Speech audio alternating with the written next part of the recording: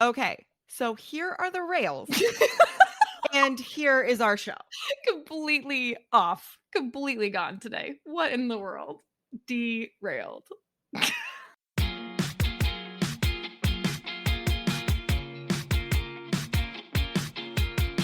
Yay, you're here. Welcome to the CK and GK podcast. Let's get going.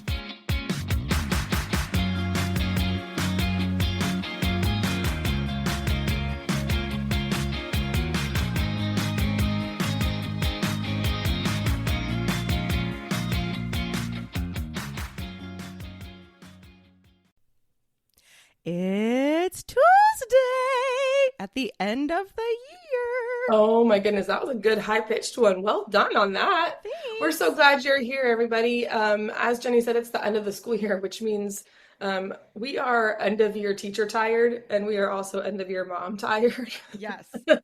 So this is if you're not an educator, you might not understand this, but this is the time of year when, at least in our classrooms, if we weren't preparing for finals, anything goes. Yeah. You want to do your homework in ketchup packet? Fine with me. Just turn it in. Right. I don't care. Just give me all the papers so I can get them graded and not have to stay here till 6 o'clock. So educators right now are just trying to survive until Memorial Day. And so to that end, today we are blowing your mind with these insanely crazy historical facts that we stole from BuzzFeed. We couldn't believe these. I'm sure you can't believe them either. They're totally true. We've got sources to back them up. And if not, remember, we are fact adjacent, so it's fine. That's right. And in our defense, BuzzFeed stole them from other people. So we're just like 100%. 100%. I'm pretty sure it's from like a Reddit thread. Yes. So whatever. It's all public information anyway. We're going to give credit to the author of the BuzzFeed article. Absolutely. Absolutely. All right, so welcome back to CK and GK. With me, as always, is Caitlin. We can call her the chimney today because she's smoking hot. Oh, yes. I am a mess today because it's Saturday morning and my throat is still messed up, which we can all hear. I still sound like a mess, but that's okay. Well, across from me is Jenny, my beautiful rule-breaking moth. I love her. She likes worms, so I felt like a moth wasn't totally outside the realm of. No, it's crazy. It's a weird one. It's all right. It's really good. It's really good. It's ridiculous. That's awesome. Okay, so speaking of ridiculous, we can jump right into circle time if that's okay with you, because I have a great story for you. Okay, yes. So what am I obsessed with this week? I will probably be obsessed with it for the next several weeks, but I won't mention on the show over and over again because that gets boring. But I have found a new podcast. Oh. Okay. And much like us, they are very amateur at the beginning of their show. The sound quality is not so great. In fact, they have even recorded a caveat that they've put at the beginning of their earlier episodes saying like, hey, we were just starting and we didn't really know what we were doing. So sorry they have to adjust the sound a million times during the episode. And, you know, you can like hear them dropping things in the middle and their mic cracks. And it's very, very amateur. But if you listen past that, they develop, they get better, just like us, you know, anyone. The more you do something, right. It takes practice. Yeah. Earbuds in, earbuds in, earbuds in. This show has content that's not appropriate and language that's not appropriate. So make sure your earbuds are in. Okay, back to the show. The name of the show is Digging Up the Duggars. Oh, no. And so it's a couple. The wife has always been a Duggar snark, okay? And the husband is new to the game. And they are starting with the very first special, which was like 14 kids and pregnant again or whatever it was. Oh my gosh. And they are watching the specials. She's seen it. He's seeing it with fresh eyes. They break down what they see in the episode. And then she does the research of what's happening in the background while that show is on. Oh my gosh. Yeah, so she's like, this was recorded in 2006. In 2006, the state trooper came to their house and I pulled up the interview records and here's the questions that they asked. All the names are redacted, but I can make guesses as to who they are. Oh. It's so great. If Bravo was a podcast, this would be it. So Bravo there's a podcast that I hope they listen to our show. It is Indie Bravo podcast and there is all kinds of stuff going on in the Bravo world right now. And one of them, my favorite show on Bravo is Vanderpump Rules. And there is a thing called Scandival, which is a scandal with Tom Sandoval. So they just put it together. Yeah. Oh my gosh, I really want to. So anyway, I feel like this could be, if we want to do a side project, this could be you watch Vanderpump Rules for the very first time with fresh eyes, and I just go through and I give you like all of the stuff that's happening in the background, because oh my goodness, that sounds amazingly fun. And I bet this Duggars one is super fun. Now, I've never been a Duggars person. Like, I never could get into most TLC shows. Yes. But I think I would be into this one. This sounds my gosh. interesting. Well, and like a few months ago, I was dealing with insomnia, maybe a year ago, but like I was going down the Duggar hole and like watching all these videos on YouTube and like reading all these articles. So it's so fun to do it in chronological order. Right. So right now I'm on like, I think episode 10 of the podcast, which gets us midway through the first season, but it is so funny. And again, it's like segmented. So the first part is just them breaking down the episode, and the second part is the deep dive. And they're always like, put on your scuba gear. Here we go. That's so cute. I love that. How fun. Yeah. Oh my goodness. Okay. I'm into it. Oh, Bravo, the podcast. If you're listening, please put me on your show, because we have so much to talk about. Okay. First of all, I just have to say I'm a crazy person who gets up really, really, really early in the morning, even though I work from home. But my job is one that pretty much requires me to be available most of the day. So I don't really get too much time to like take a break in the middle of the day. I can if I need it, but I end up feeling overwhelmed if I do. So I get up really, really early, and I go for my walk super early in the morning, and I go for a 4-mile walk every morning. Impressive. Yeah. I'm proud of it. It's helped me quite a bit. It's like my Zen time in the morning. And when I don't do it, even on weekends, when I know it's not part of like my routine, I don't feel as centered and grounded. Anyway, I burned through several pairs of shoes doing this. Sure. Right. And when I was home and I didn't have a job, so while I was trying to figure out what I was going to do in between teaching and the job that I have now, and I was unemployed for 7 months, every dollar counted. So I was buying really inexpensive walking shoes, which I should not have done because it was bad for my feet. So I finally invested in a pair of really good shoes to walk in, and everyone's talking about these shoes, so I'm definitely late here, but I don't care. They're called Hoka's. Yes. Yes. So it looks like Hoka 1-1, but it's not. It's Hoka One One. It's like a Hawaiian. Yeah. So I'm obsessed with these shoes. You can go onto the Hoka website and you can like figure out kind of what your gait is like. It's not like a gait analysis because you have to actually go into some place to do that. But like they can say, where's your tread? Like, what are you primarily using it for, et cetera. So that's I amazing. did that. Yeah. And I found a pair of shoes and I am obsessed with them. They're so comfortable. I don't have any, they look like they're a little bulky, but they're not heavy. And they're just super comfortable, and I haven't had any of those like weird foot issues that I have sometimes with a couple of my pairs of shoes that are like too tight on the top or anything. So if you are a walker, it is an investment. I will say that. However, you can get out with these for less than $200.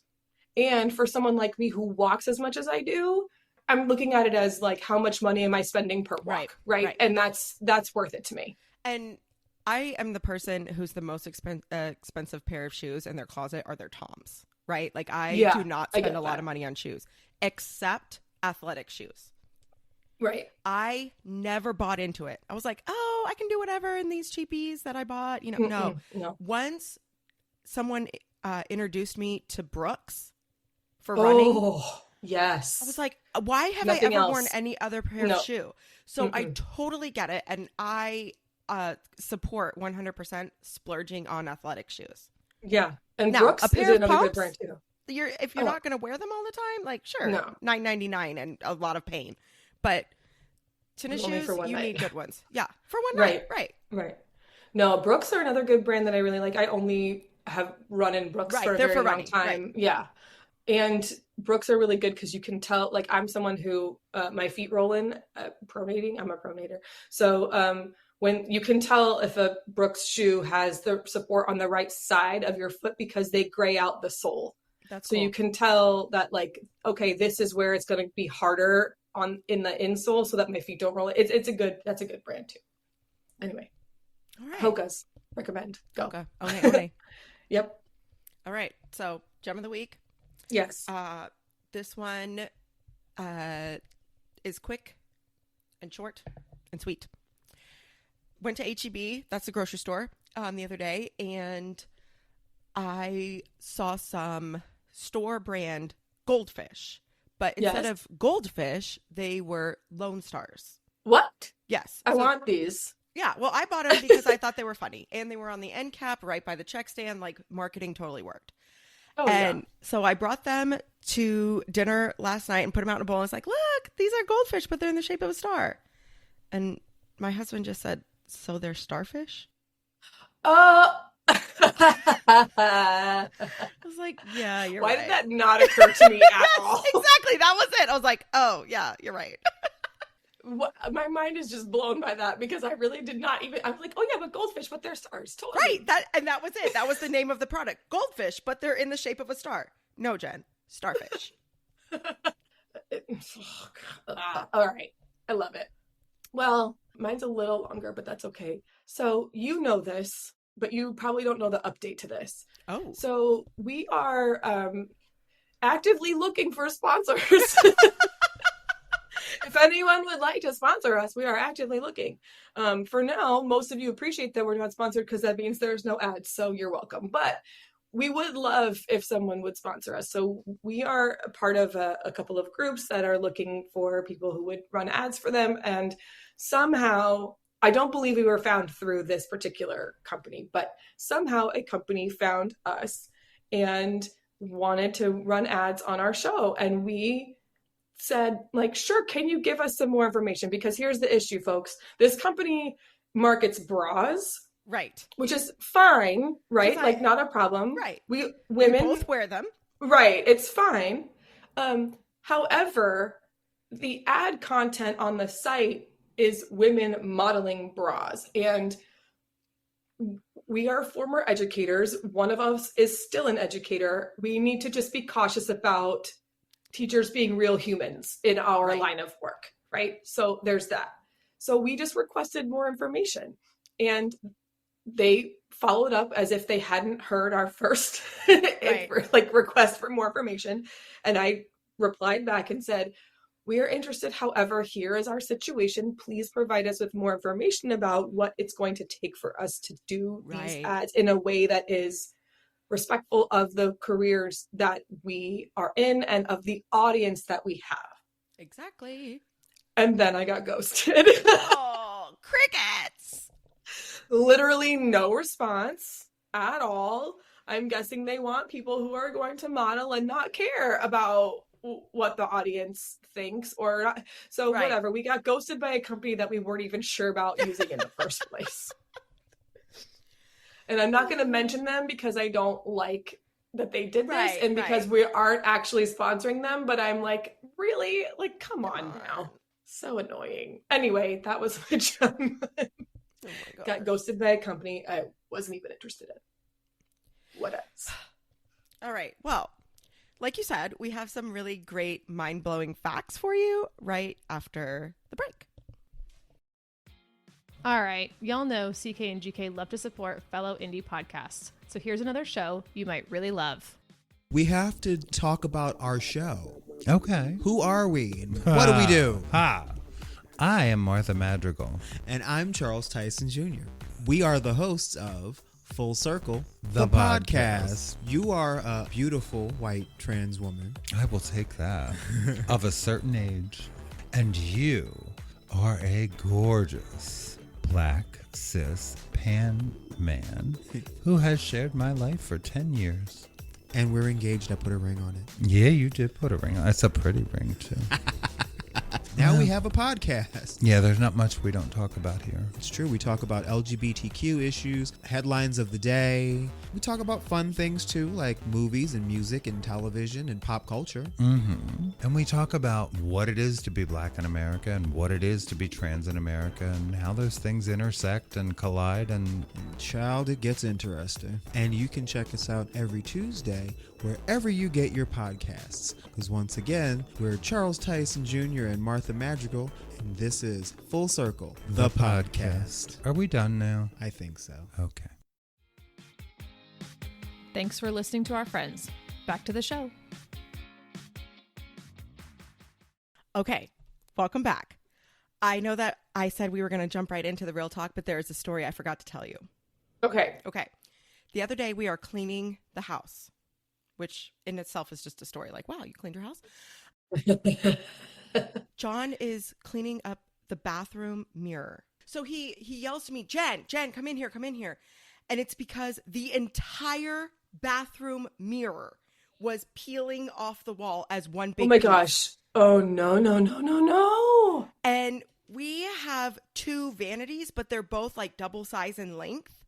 Uh-huh. So there's a sink and then two counter spaces. So that's how big the mirror is. It's like, I don't Oh, know, 10 feet no. long.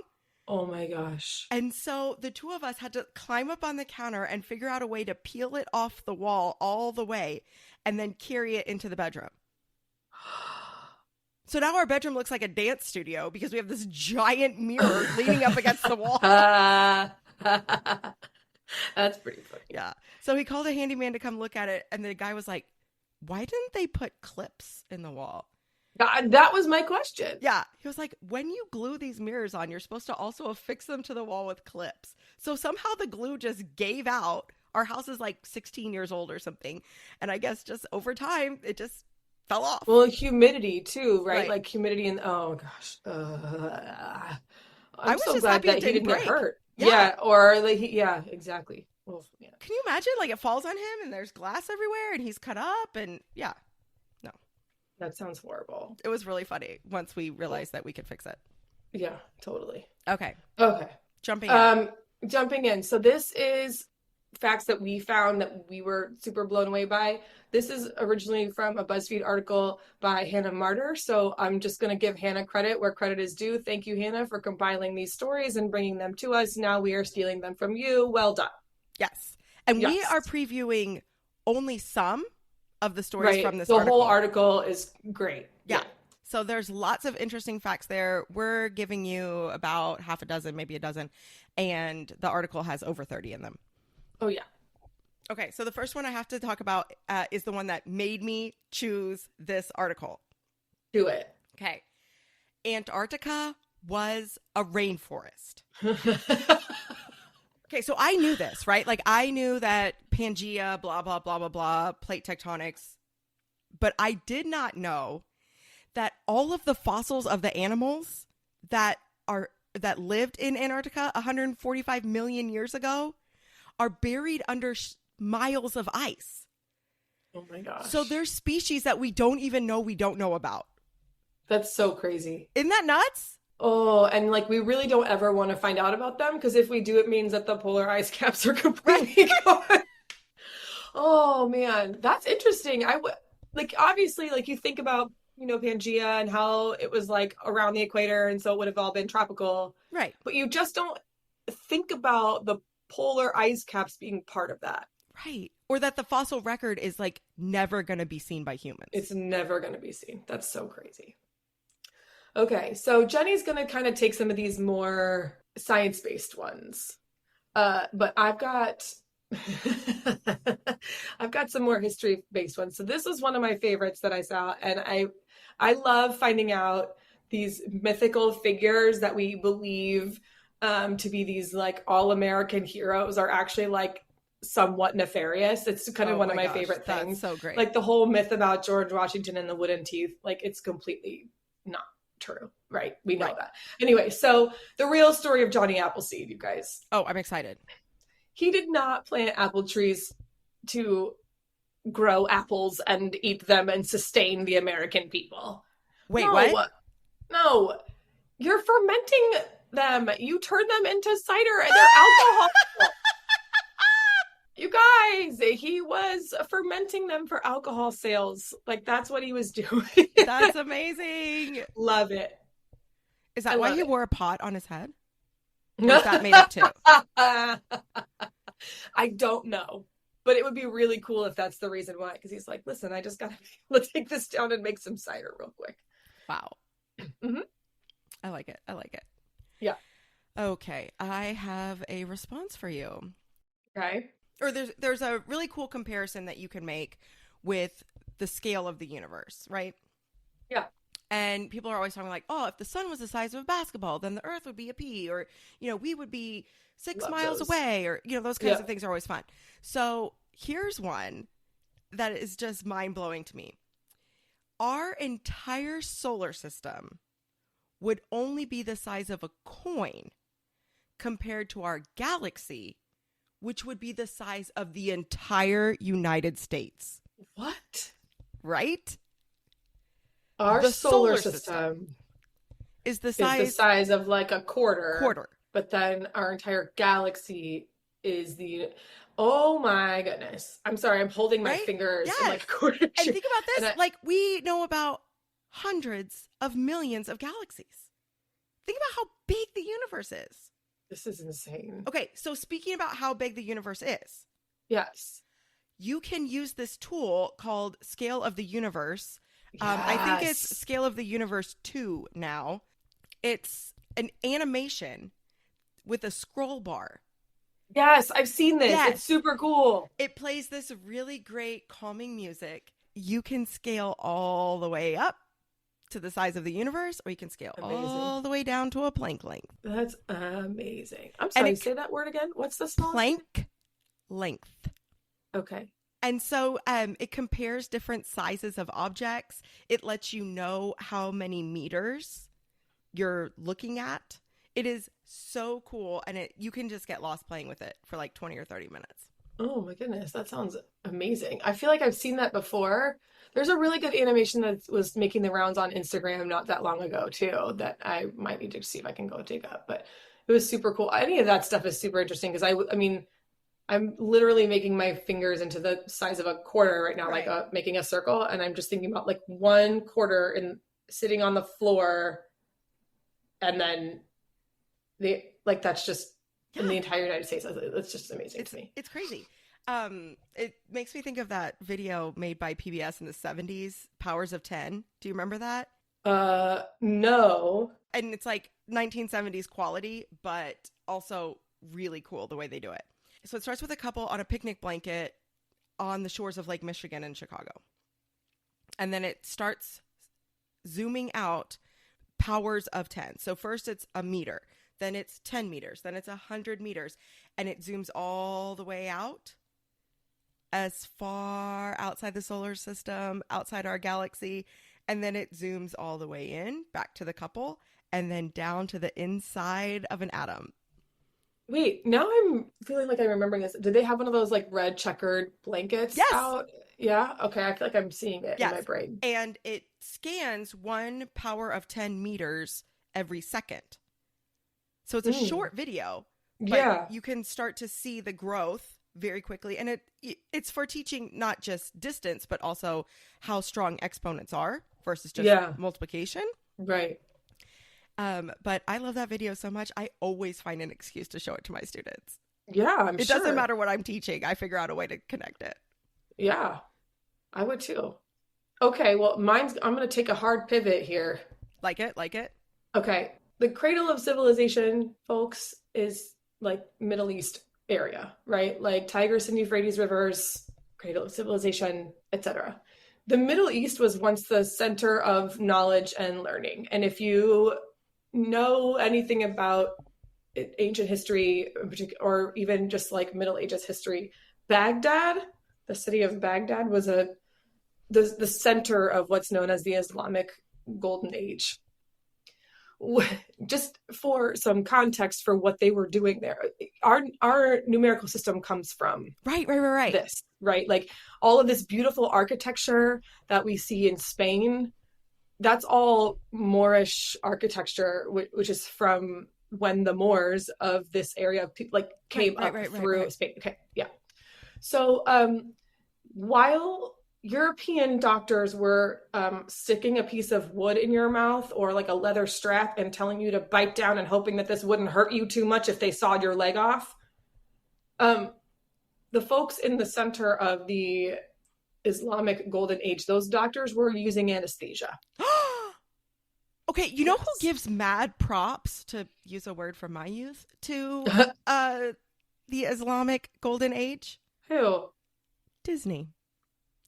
Really? When you ride Spaceship Earth, the big dome at Epcot, yeah, it's like a travel through time of Earth and human civilization, and then you go backward through the stars. It's kind of corny, but it's a great ride. They talk about how the libraries at Alexandria burned down, but thank goodness there were Muslims who had hand copied so many of these all books, of that stuff, and they brought it to the world. Yeah, amazing, absolutely incredible, and doesn't get enough credit in history, but totally like so much of what we have we can attribute to that time period. It's amazing. Okay, so let me piggyback off that one and talk about some medical history that was also in this article. Yes. Chainsaws were invented for C-sections. Oh, no. Oh, no. Yes. Before the advent of the C-section, vaginal birth was the only choice that a woman had. And if things weren't going well, it often meant death for both the baby and the mom. And so doctors discovered that, you know, they can cut and help the baby out. But the tools that they had and the skills that they had were taking too long. And remember, we were only moving to a C-section because of an emergency. So things are already going poorly for the family. And now they're doing a surgery that takes too long. So they invented a hand crank chainsaw to cut through your abdomen and pull. Just kill me. Just kill me. Again, no anesthesia. Just kill me, right? Yes. I'm better off. Just do it. Can you imagine being cut open with an egg beater? Like this is oh my god, this is the literal definition of baby is the candy bar, mommy is the wrapper. Like literal definition. Oh my god, I can't. No. Oh my whole body is like convulsing. I can't. This is so gross and horrifying. Women are baddies. Let's just go. Oh my gosh. Well, and I have had 2 C-sections. Both of them were not my choice. Now I'm really glad that they weren't done with a chainsaw. Oh my gosh. You said egg beater and I can't with that. That's horrifying. Oh. Okay, I'm again hard left. I gotta take it away from here. Okay. Ancient Greek and Roman polychromy. Okay. Poly means multiple, chrome color. So this is the art of employing many colors as you decorate something. Okay, with you. Was applied to all kinds of things. But when you imagine the Parthenon now, you see like old white stone. Yes.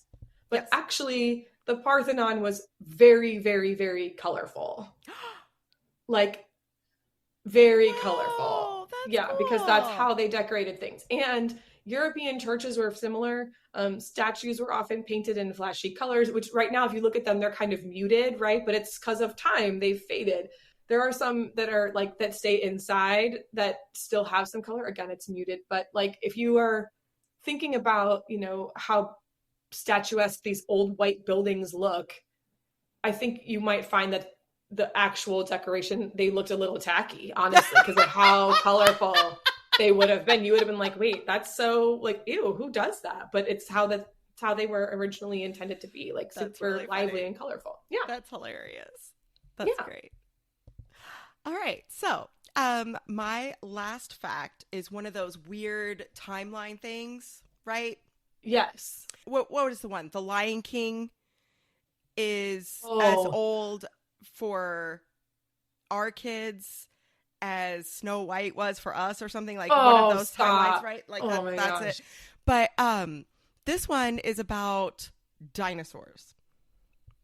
Okay, now I am really lucky. My kid right now is not super into dinosaurs, so I don't have to like memorize all of them.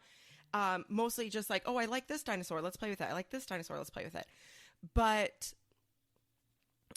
I learned from this article that the timeline from us to T-Rex is shorter than from T-Rex to Stegosaurus. So I'm playing with T-Rex and Stegosaurus, and really, if I was being historically accurate, I should be playing with T-Rex and a green army man. The age of dinosaurs was millions of years ago. I know. And it was so long that we can actually say that the Stegosaurus is like 100 million years away from the T-Rex, which was only 66 million years away from us. That's insane because, well, first of all, my child loves dinosaurs, and I still have many, many dinosaurs memorized. And it gets to the point where I will like see a dinosaur like toy and another dinosaur toy that look really similar, and I'm like, I think that one is a Giganotosaurus and that one is a T-Rex. Also, I feel very lied to by Land Before Time because all of those dinosaurs are together at the same time, and I don't appreciate that. You know what? Spike? It's historically inaccurate. It is. And I wonder if there's any other children's movies that might be historically inaccurate. Pocahontas. I was just going to say. Pocahontas for sure. Okay. There's two things about the pyramids that you need to know. The pyramids, the Egyptian ones. Yes. Okay. They were once covered with smooth white limestone with a gold cap on top. Can you even imagine how gorgeous that must have looked? Okay. That makes me just think gosh. of the Baylor Tower. Oh, okay. And there's like a family that donated enough money because it was silver. And they were like, no, we want a gold tower because our colors are green and gold. So they donated enough money to put gold leaf over the whole thing. I can't. Yes. But it's like a white tower with a gold top. It's the same. Oh, jeez. Also, I'll do a little bit of a timeline one here. Okay. When the pyramids were being built, there were still mammoths on the earth, folks. Mammoths. Woolly mammoths lived on Earth until around 1700 BCE. Now, for those of us who are not historians, BCE is the correct term. Please don't use BC. BC means, like, if you're saying it's before Christ, it's not what it means. If you're saying AD means after death, it's not what it means. Otherwise, if it means that, then there's a 33-year time period where there's no history. Doesn't exist. AD means Anno Domini, which means in the year of our Lord. So I'm just putting that out there right now. Now, BCE means before Common Era. That's what we talk about. We talk about before Common Era and then Common Era CE. So woolly mammoths lived on Earth until 1700 BCE. Okay? Okay. The Great Pyramid was completed around 2560 BCE. And we're going backwards in time, right? So that means that... So not only were there mammoths at the same time, but they like survived for another almost 1,000 years. Right. While the pyramids already existed. Yes. Oh my gosh. I'm just like having this little mountain goat picture in my mind of mammoths like scampering up this pyramids. Also, it's a mammoth. I'm not dumb. I do know that mammoths did not live in the Egyptian deserts, but I'm just thinking like it would be so funny. Like, you know, bighorn sheep jumping around. They're like tiny mammoths.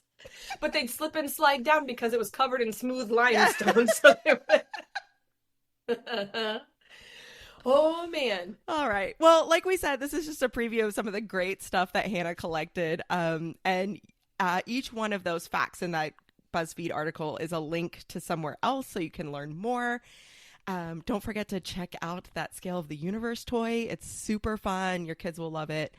If you're looking for ways to be intellectually curious over the summer, that might be a fun little adventure to go on. Totally.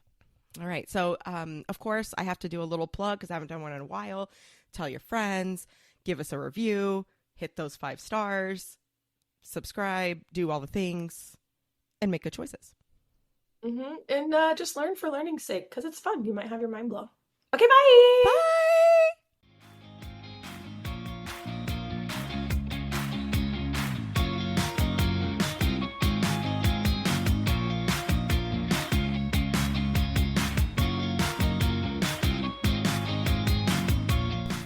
Hey friends, thanks for listening to the CK and GK podcast. Find us at CK and GK podcast on Instagram and Twitter, and rate, review, and subscribe on Apple Podcasts, Spotify, Good Pods, or anywhere else that you pod. See you next time.